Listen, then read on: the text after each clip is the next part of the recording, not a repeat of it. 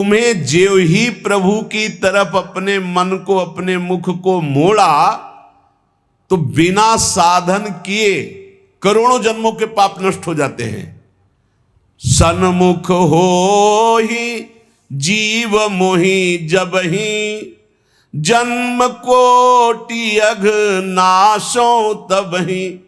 जे ही जीव भगवान के सन्मुख हुआ, मन को मोड़कर प्रभु की तरफ किया, राधा राधा, करोड़ों जन्मों के पाप नष्ट होने लगते हैं। जिनका भोगों की ओर मन है, चिंता, शोक, भय, दुख, जन्म, मृत्यु ये नहीं हटेगा। चाहे जितना रुपया जमा कर लो, चाहे जितना भोग लो, चिंता, शोक, भय, मृत्यु ये तुम्हें सताते रहेंगे।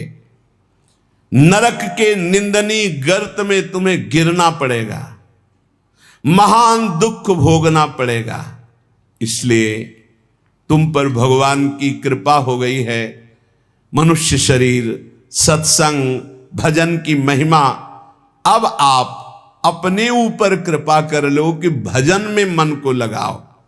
विश्वास करो, अपने को जो भजन में लगाता है, मानो पग पग पर अपनी सुरक्षा कर रहा है, पग पग पर अपने को सुख की तरफ ले जा रहा है। और जो अपने मन इंद्रियों को भोगों में लगा रहा है, तो पग पग पर अपने को फंसा रहा है, वो दुख भोगने की तरफ जा रहा है। देखो, भगवत कृपा बरस रही है, सब तरफ से कृपा बरस रही है, तुम्हारे ऊपर अपार कृपा हो गई है। बस तुम इस कृपा का परिचय करो और इस कृपा के परिचय को प्राप्त करके डूब जाओ। हमारे ऊपर अपार कृपा श्री जी की।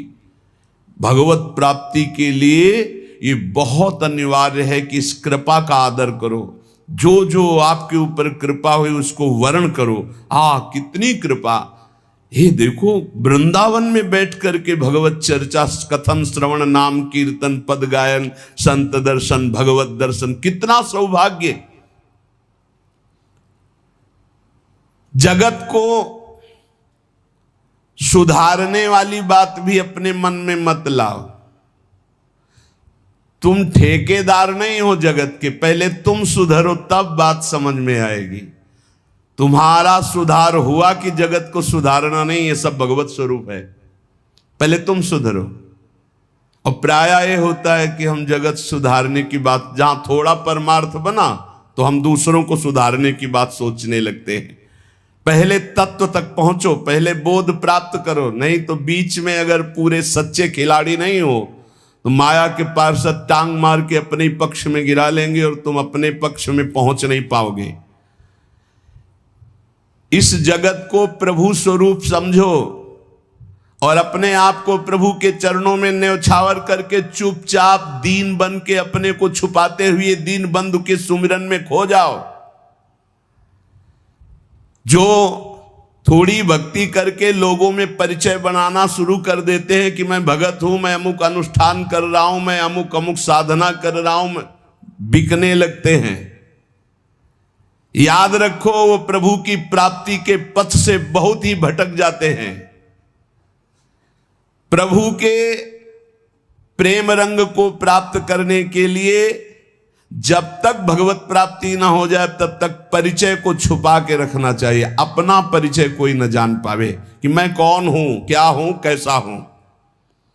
जितना तुम परिचय छुपाओगे अपना, उतना परिचय प्रभु अपना प्रकाशित कर देंगे आपके सामने। और जितना आप अपना परिचय बढ़ाओगे उतना ही प्रभु अपना परिचय छुपाते चले जाएंगे। सिद्धांत को समझ लो। जितना आपका परिचय छुपेगा उतना ही आप अपना परिचय प्रकाशित कर देंगे, और जितना आप अपना परिचय प्रकाशित करेंगे उतना ही आप अपना परिचय छुपा लेंगे। प्रभु याद रखो, तुम्हारे ऊपर कृपा निरंतर बरस रही है। कृपा चारों तरफ से घेरे हुए है। कोई क्षण भी ऐसा ना जाए जिसमें तुम कृपा सिंधु प्रभु का विस्मरण कर दो। स्मरण परायण रहे, एक भी क्षण स्मरण के बिना ना जाए। कोई भी क्षण ऐसा नहीं जिसमें तुम विस्मरण करो। सावधान, तुम्हारे ऊपर अपार कृपा है। इसी जन्म में भगवत प्राप्ति कर लो। हम 40 वर्ष की स्मृति को देख करके कह रहे हैं, क्योंकि खास स्मृति जो जागृत हुई इसमें बड़ा परिवर्तन, 40 वर्ष में बड़ा परिवर्तन। आगे अगले जन्म में क्या हमको भजन करने के लिए अवसर मिलेगा पता नहीं, कितना विघ्न आ जाएगा। इसलिए तुम वंचित न रह जाओ भगवत प्राप्ति से, नहीं तो बहुत दुख भोगना पड़ेगा। तुम अपनी प्यारी से प्यारी वस्तु जो है, प्यारे से प्यारे जो संबंध है, उनमें झांक कर देखो। प्यार है तो प्रभु से है। अगर प्रभु शरीरों से निकल जाए तो कोई शरीर से प्यार नहीं करेगा, चाहे पत्नी हो, चाहे पुत्र हो, चाहे कोई प्यारा हो। तुम उसी प्यारे से प्यार करो, निहाल हो जाओगे। सचमुच विश्वास करो, वो सामने नहीं आ रहा, पर वो छुप छुप कर आपको बहुत प्यार कर रहा है। सब मम प्रिय, सब मम उपजाए।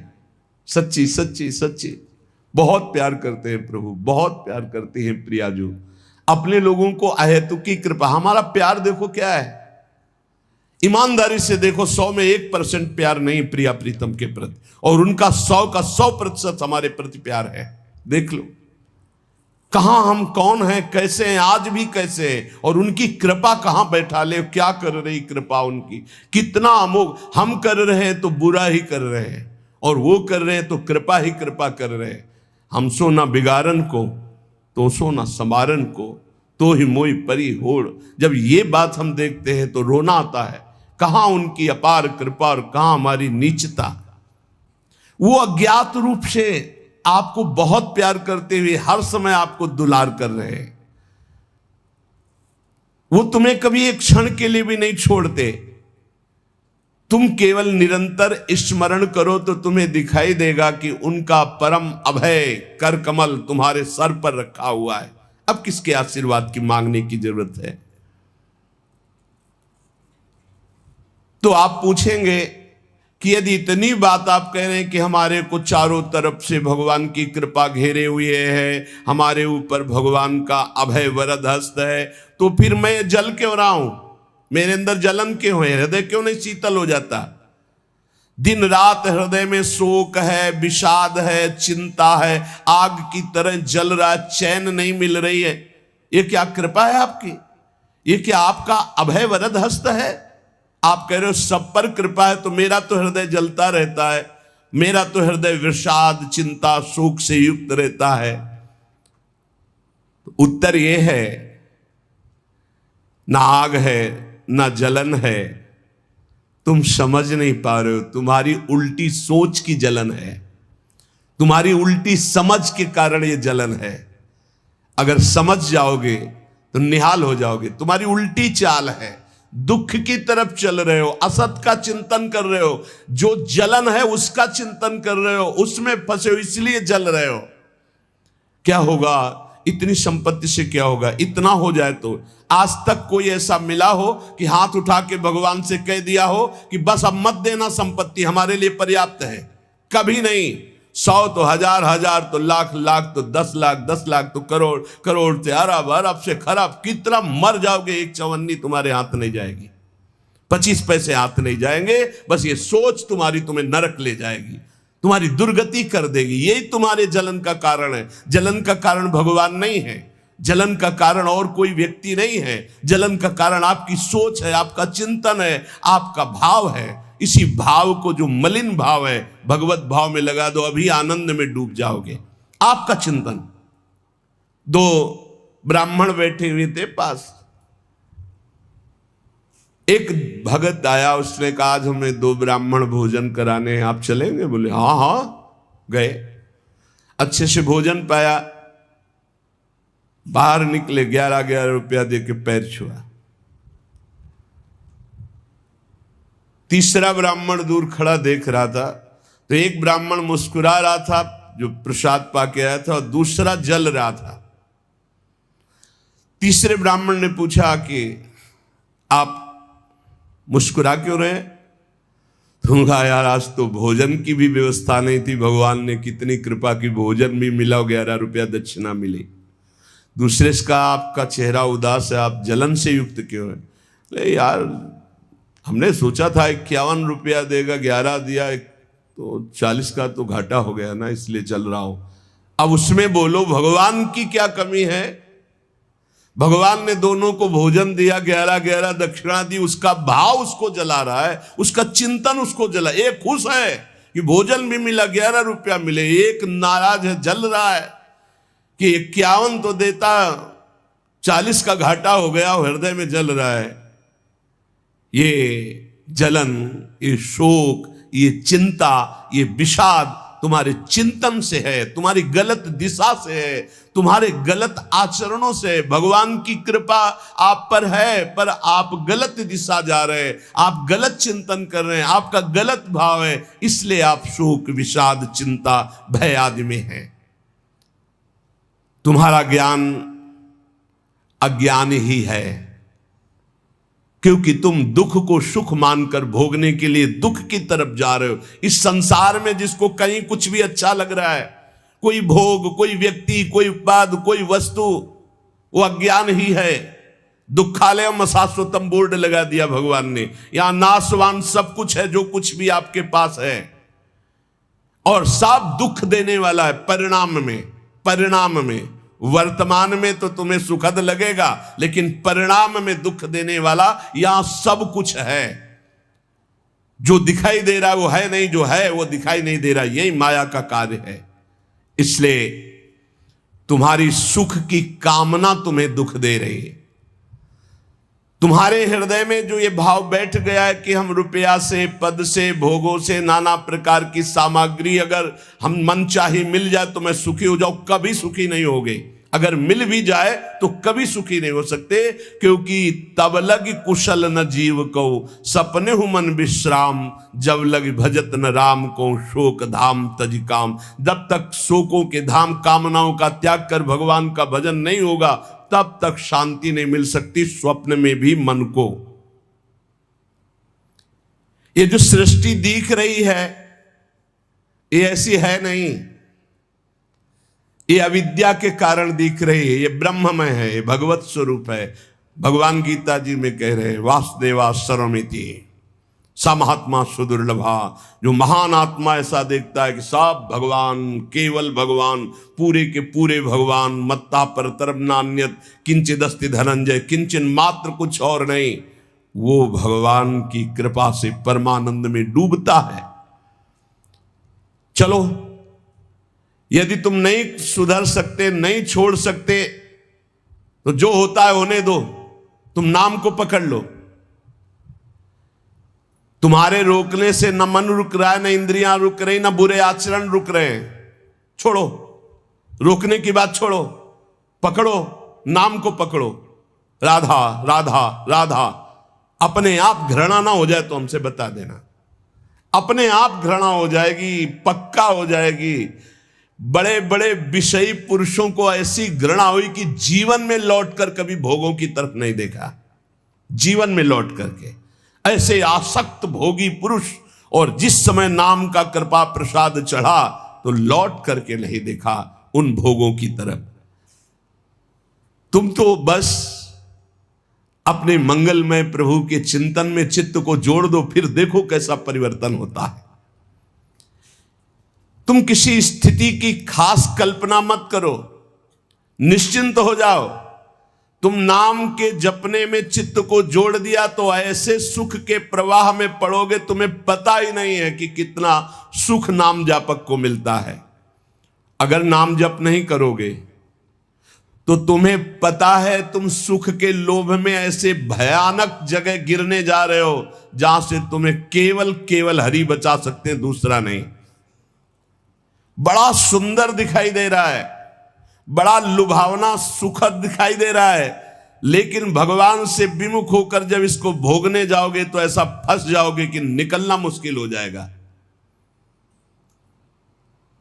संसार एक ऐसा सुहाना दलदल है जिसमें जानबूझ के जाके फंस जाया जाता है। दलदल का मतलब होता है ऊपर से एकदम सूखी पपड़ी, ऐसा लगता है कि बिल्कुल आप थल में आराम से चले जाइए, कहीं कोई परेशानी नहीं, और जो ही गए सो गले तक गए, एकदम रबड़ी जैसा वो मिट्टी होती, धंसते चले जाओ।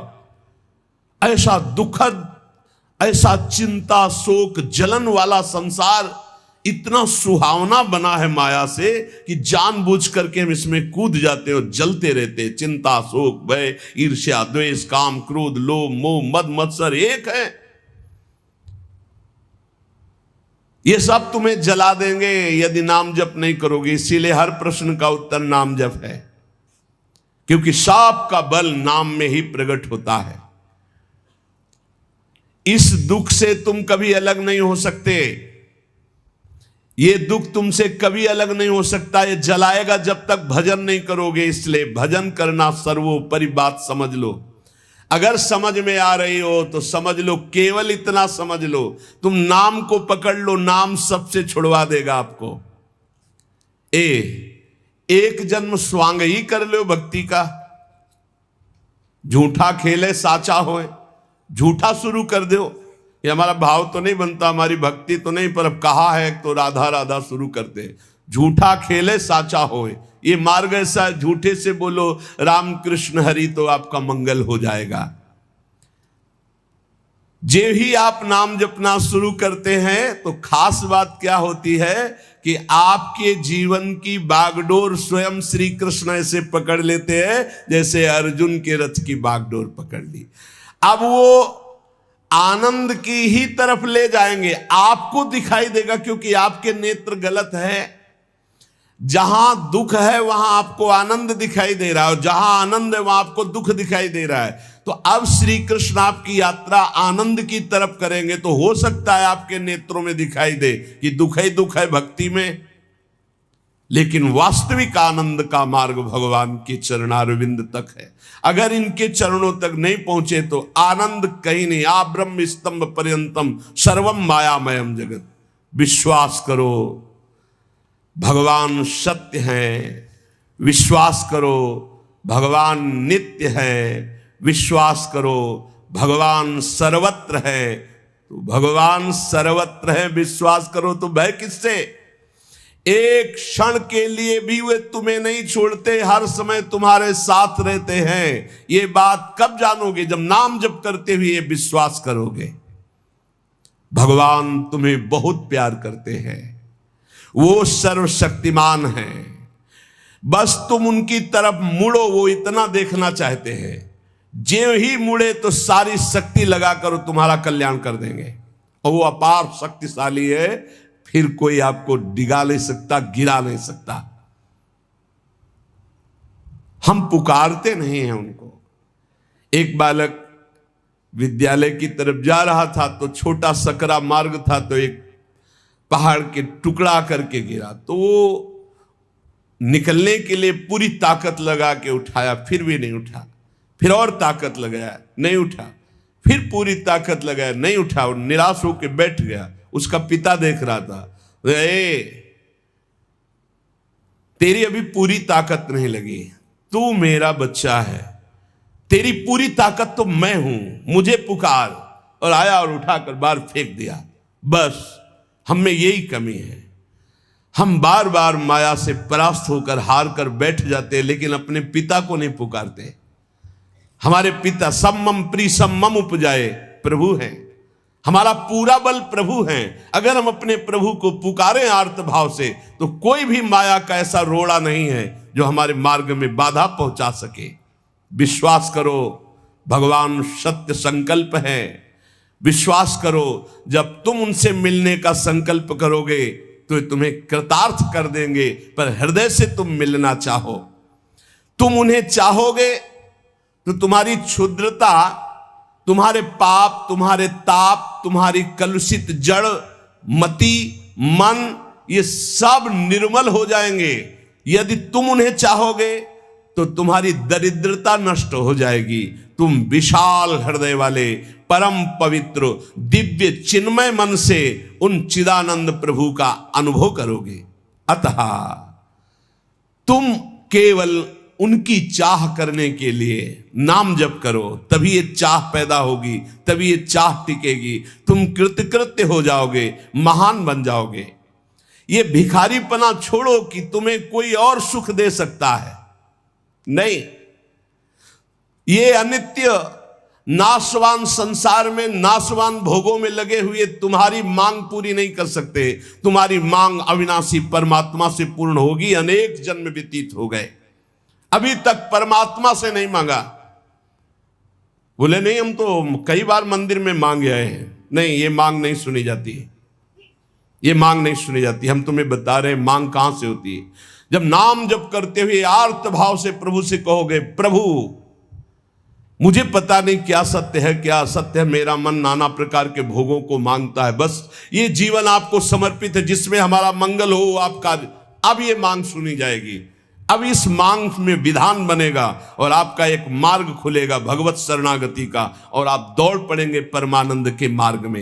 ये भोगों की मांग मांगने वाले भगवान ज्यादा नहीं देखते। या तो उतना अनुष्ठान करो तो बात सुन लेंगे, नहीं देखते।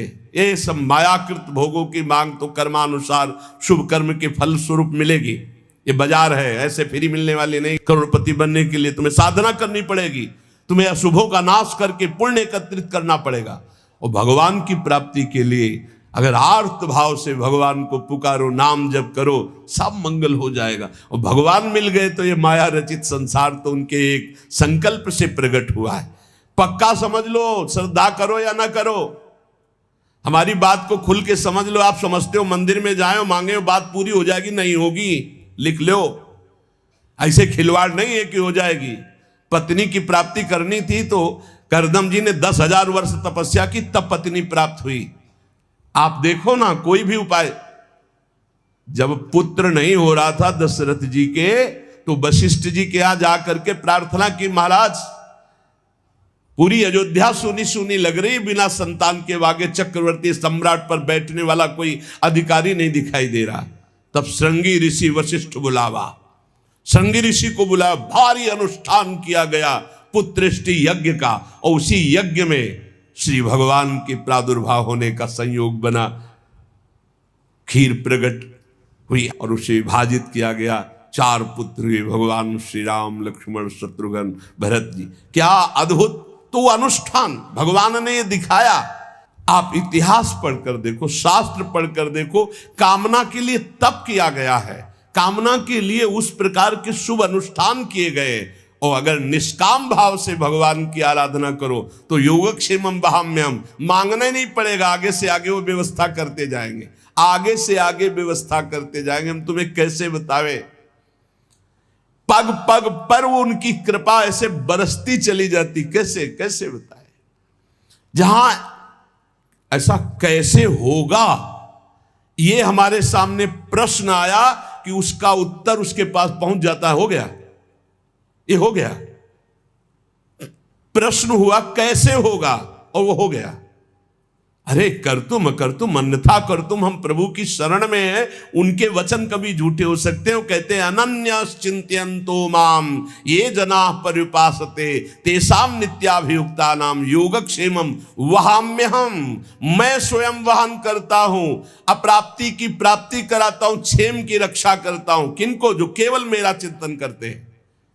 फिर आपको चिंता की बात नहीं, और आप चिंतन नहीं कर रहे, मनमानी भोगाचरणों में उतरे हुए हैं, और आप चले गए मंदिर, भगवान हमारी कामना पूर्ति नहीं होगी, पूर्ति हमारी बात मान लो, उसके लिए अनुष्ठान करना पड़ेगा उस कामना के अनुसार। अच्छा, दूसरे लोग होते हैं, जैसे किसी लेबर से कहा जाए तुम्हें 500 रुपया देंगे, शाम तक ये काम हो जाना चाहिए। बोले जी साहब, ऐसे भगवान से बात करते हैं। प्रलोभन भगवान को दे रहे हो, घूस दे रहे हो, तुम्हें 56 भोग लगा देंगे, तुम हमारा एक काम कर दो, ऐसे होता है? नहीं। जब कोई बात कहनी है तो हृदय से, आर्त भाव से, नाथ मैं आपका हूं। अपने पिता को कोई घूस देता है, मां 100 रुपया देंगे बाल भोग बना दे, कभी ऐसा कहा है आपने पिता से? कभी लाओ 500 रुपया, हमें जरूरत है। अरे नहीं देंगे, रोज मांगता है। अरे देना पड़ेगा, बाप के सिवा हमारा कोई है नहीं, तो हमको चाहिए, अब आप दो, पापा आपको देना पड़ेगा। ऐसे या तो संबंध से मांगो, भगवान से संबंध है, संसार में भगवान से संबंध नहीं है तो भगवान नौकर नहीं तुम्हारे, भगवान भगवान है। अरे अखिल कोटि ब्रह्मांडों के मालिक है वो, अनंत ब्रह्मांडों का भरण पोषण करने वाले तुम्हारे कैसे बच्चे हो? तो कैसे बच्चे हो? अपने पिता से, अपने प्रभु से, अपने सखा से, अपने प्राण प्रीतम से कैसे तुम बात करते हो? या तो संबंध रख के बात करो या फिर उतना साधना करो, तब तो कामनाओं की पूर्ति। साधना हो रही भोगों की, मनमानी भोगाचरण, धर्म विरुद्ध आचरण, और भगवान से जाके मांगोगे तो भगवान फिर बोले हमारी अश्रद्धा हो गई, हमारी कामना की पूर्ति नहीं की भगवान ने। तुम्हारी अश्रद्धा से क्या फर्क पड़ता है? आकाश पे अश्रद्धा करोगे तो क्या फर्क पड़ जाएगा? आकाश पे श्रद्धा करोगे तो क्या फर्क पड़ जाएगा? तुम्हारा भाव, आकाश तो बहुत दूर है, तुम छू भी नहीं सकते। ऐसे वो परमात्मा निर्लिप्त, निरपेक्ष, तुम्हारे किसी भाव से वहां फर्क नहीं पड़ता। हाँ, तुम्हारे पे फर्क पड़ जाएगा। भाव करोगे तुम्हारा मंगल हो जाएगा, अभाव करोगे अपने आप नष्ट हो जाओगे। विश्वास करो, भगवान सत्य संकल्प है, कृपा की मूर्ति है, कृपामयी है, प्रभु मूर्ति कृपामयी है। पर यह विश्वास तभी जब नाम चल रहा है। हमारी बात मान लेना, बिल्कुल हृदय से कह रहा हूं, पूरे जीवन की बात, सार बात कह रहा हूं।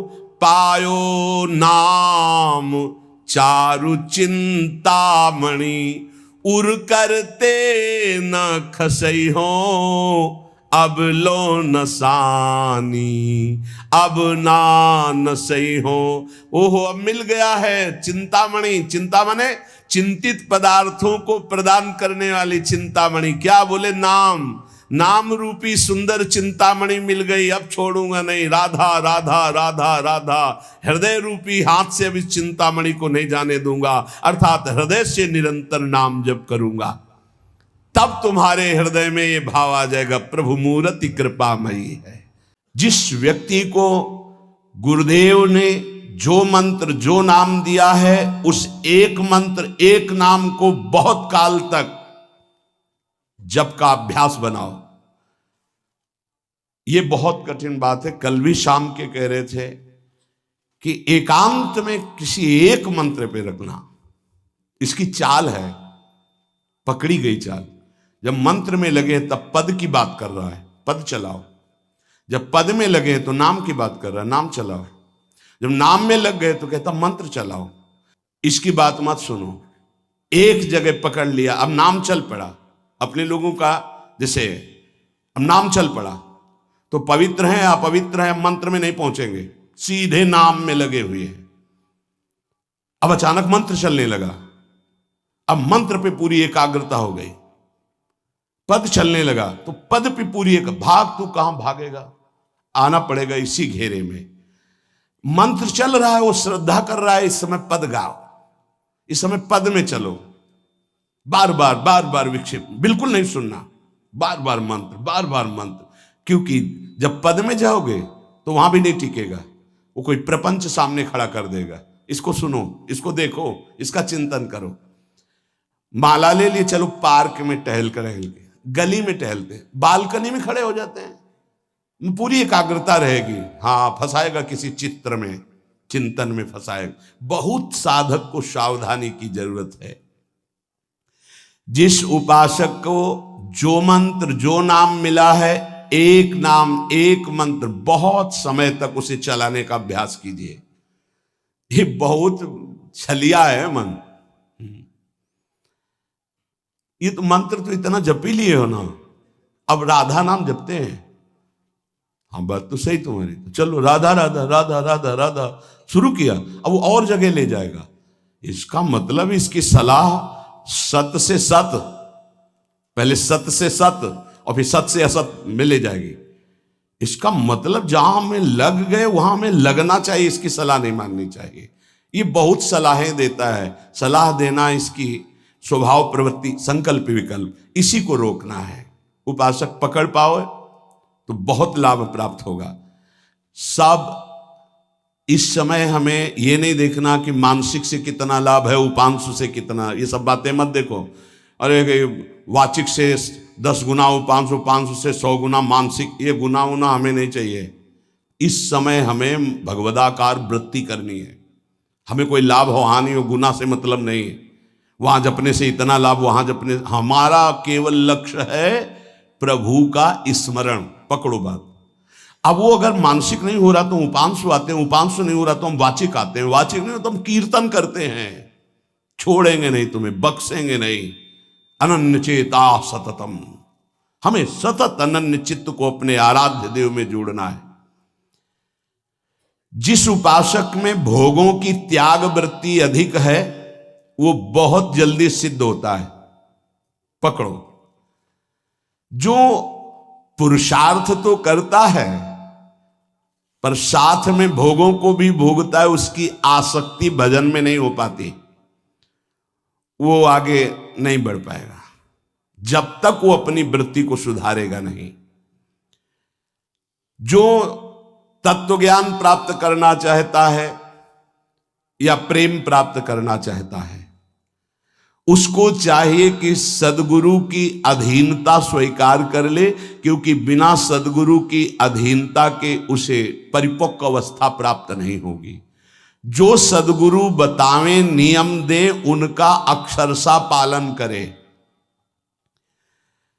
जब सदगुरु की कृपा से अधिक जप होने लगता है तो शरीर के परमाणु नामाकार मंत्राकार हो जाते हैं।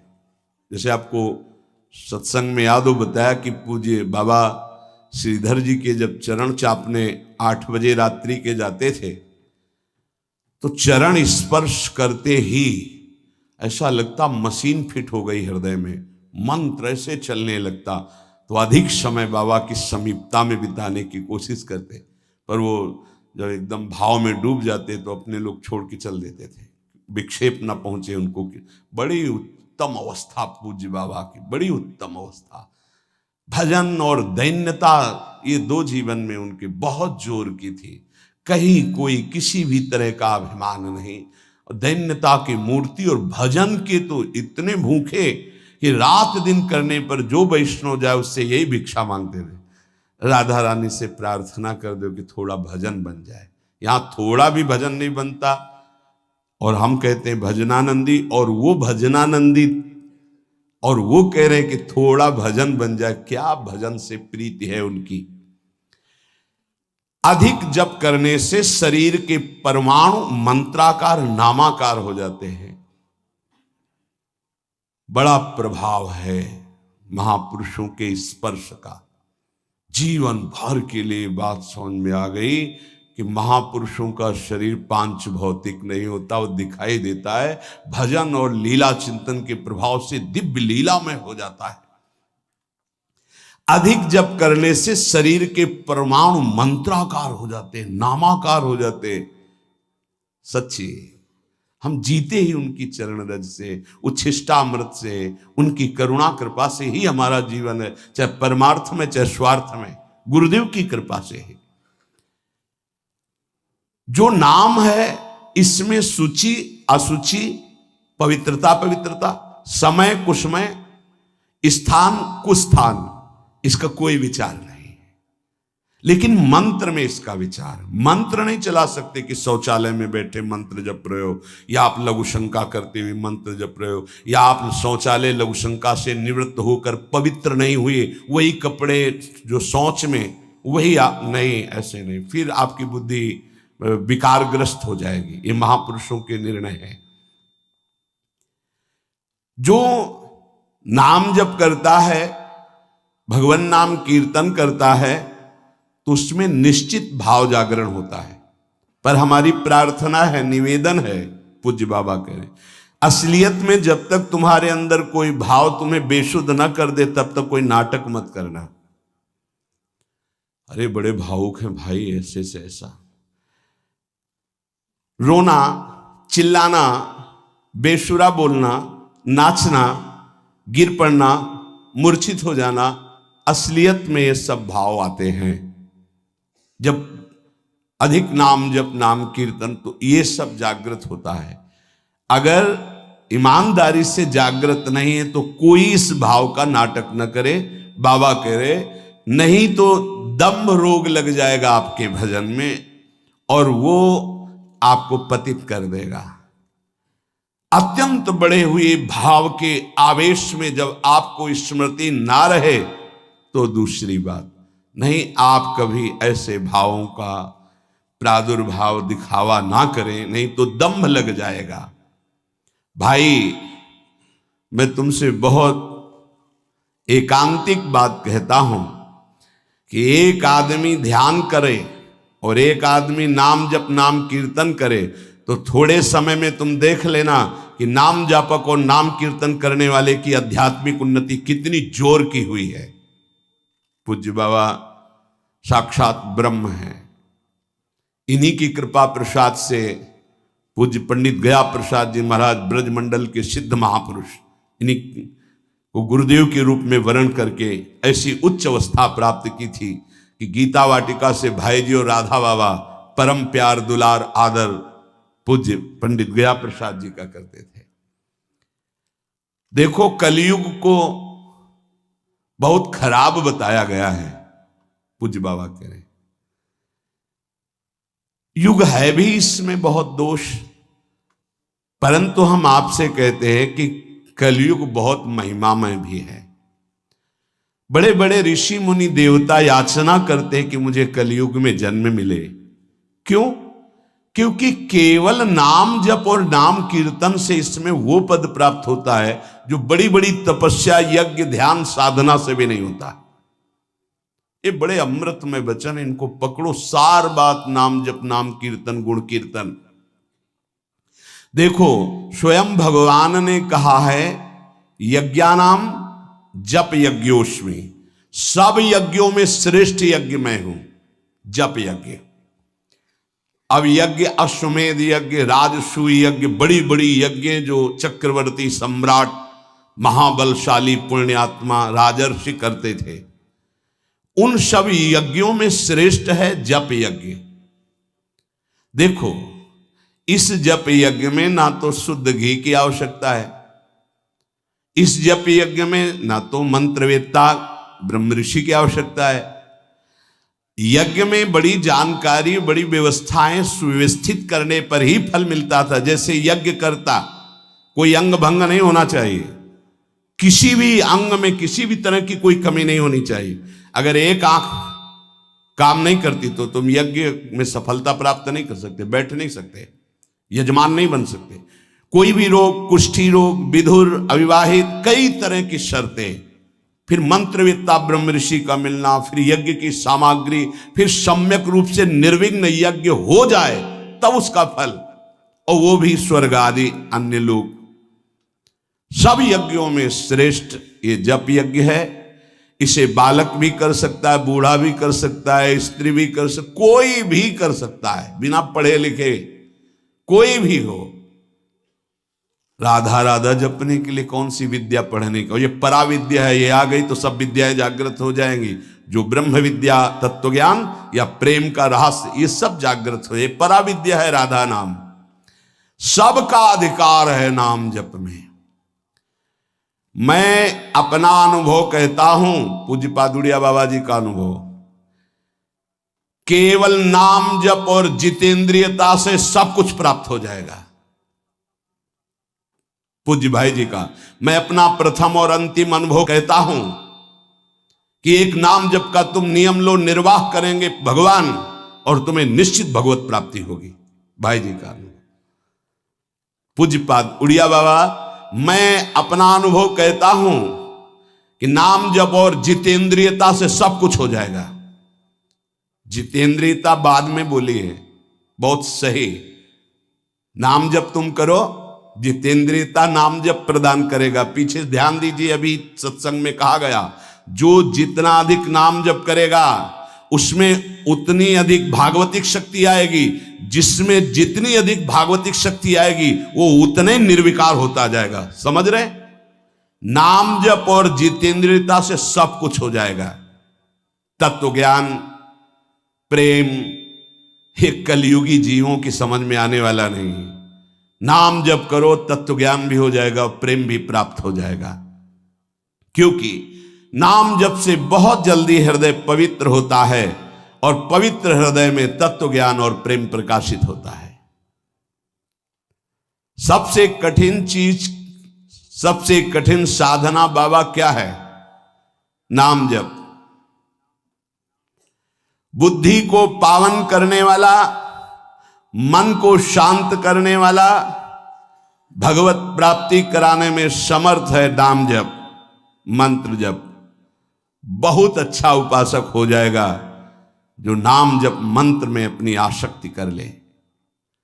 जिस दिन हमारी नाम जप में आसक्ति हो गई उसी दिन कोई भी पद दुर्लभ नहीं रहेगा, सब प्राप्त हो जाएगा।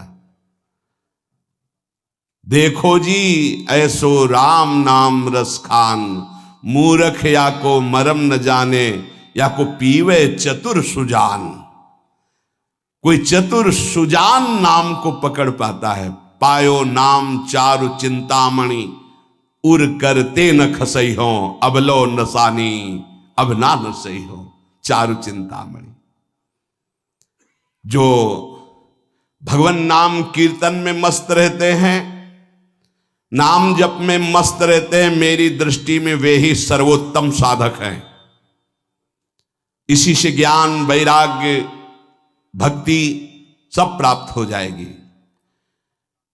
बस तुम अपने चित्त से इसका चिंतन करो। एक नियम ले लो,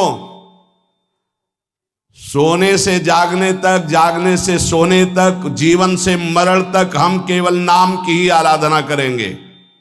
बस देहनाश पर्यंत तत्परता पूर्वक बिना फल देखे कि क्या फल मिल रहा है, तुम निश्चिंत होकर केवल नाम का अभ्यास करो। तुम्हें पुरुषार्थ और करने की जरूरत, सब कुछ प्राप्त हो जाएगा।